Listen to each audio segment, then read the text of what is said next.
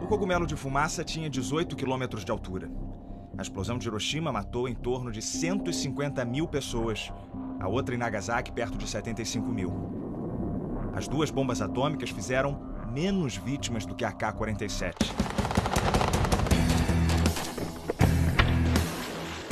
Esse fuzil mata, na média, cerca de 250 mil por ano.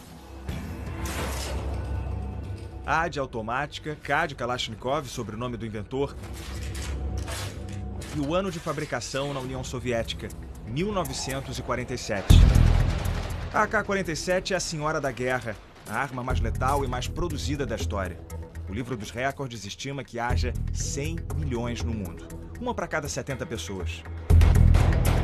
A AK está no colo dos fortes, dos analfabetos, dos ditadores e das crianças soldado.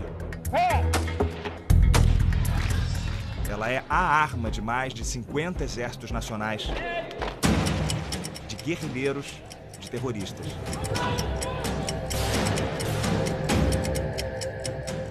Quando a gente fala sobre esses números todos ao redor da AK, é muito difícil para um leigo entender o que é a força dessa arma. A gente só consegue ter uma noção de toda essa potência num stand de tiro, numa situação em que a gente vê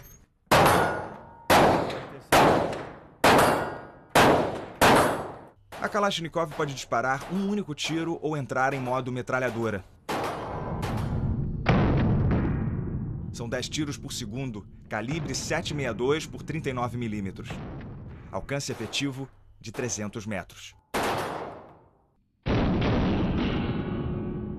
Só ao lado dela a gente percebe o barulho, o cheiro da pólvora, o deslocamento de ar que ela provoca. Você duvida? Então olha de novo. Repara no papel atrás de mim se mexendo sozinho.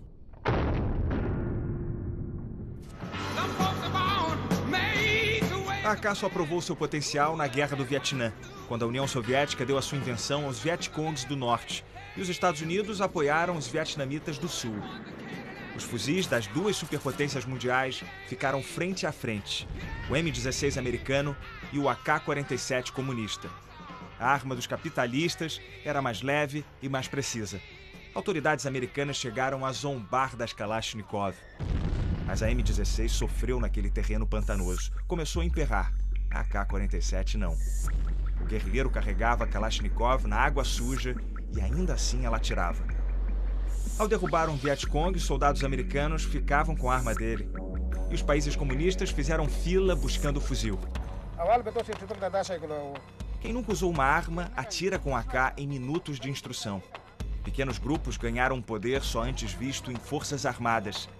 Essa simplicidade permitiu que o fuzil marchasse pelo globo e aparecesse em bandeiras.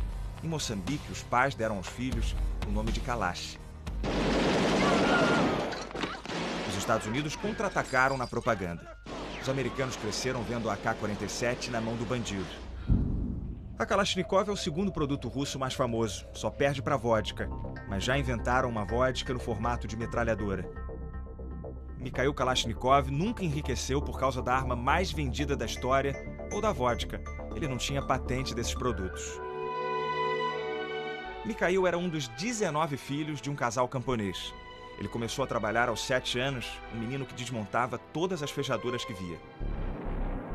Na Segunda Guerra, canalizou esse espírito inventivo para as armas. Como mecânico, Kalash desenvolveu equipamentos e impressionou o exército. Ele ganhou uma posição no campo de teste soviético, numa cidade secreta. Ijevsk fica a 900 quilômetros de Moscou. Há 2 séculos, esse lugar fornece as armas ao exército russo. A cidade era fechada a estrangeiros até a década de 80. Ninguém podia dizer que trabalhava na fábrica da Kalashnikov. Dentro dessas paredes, a produção é intensa e o espaço monumental.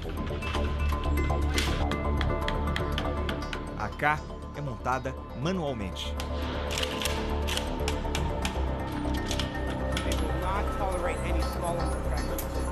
Ele está explicando aqui que essa grande quantidade de mulheres trabalhando, ela está ligada aos setores. Esse aqui é um setor de controle de qualidade, então ele diz que as funcionárias conseguem ver pequenos detalhes, pequenos problemas nas armas e é um trabalho de concentração que elas desempenham melhor do que os homens. A União Soviética compartilhou a AK entre os países comunistas. Mais de 10 ganharam licença de produção. Essas AKs viraram um Frankenstein, uma base russa, um barril sérvio, um cartucho búlgaro. A capacidade de intercâmbio de peças e a durabilidade facilitam o contrabando. На самом деле, Калашников O porta-voz da Kalashnikov diz que as AKs do mercado ilegal vêm sobretudo da China, hoje a maior produtora. Os chineses exportam sobretudo para a África, onde são desviados para rebeldes. Já a maioria das AKs usadas nos atentados em Paris saiu dos Balcãs. A gente está vendo aqui algumas das incontáveis homenagens que o Kalashnikov recebeu. São condecorações das mais diversas do governo soviético por todas as armas que ele construiu na sua vida. Mesmo depois do fim da União Soviética, a Rússia continua tratando Mikhail como herói. Ele ganhou agora em setembro, 3 anos depois da sua morte, uma estátua de 9 metros em Moscou. Kalashnikov tinha um discurso pronto quando perguntavam se o inventor de uma máquina universal de matar dormia tranquilo. Ele respondia que a arma era para se defender e a culpa pelas mortes não era dele, mas dos políticos. Só que à beira da morte, a consciência de Mikhail pesou. Numa carta à Igreja Ortodoxa Russa, ele escreveu: "Minha dor espiritual é insuportável. Se meu fuzil reivindicou a vida de pessoas, então seria eu o culpado por suas mortes? Quanto mais vivo, mais essa pergunta perfura o meu cérebro."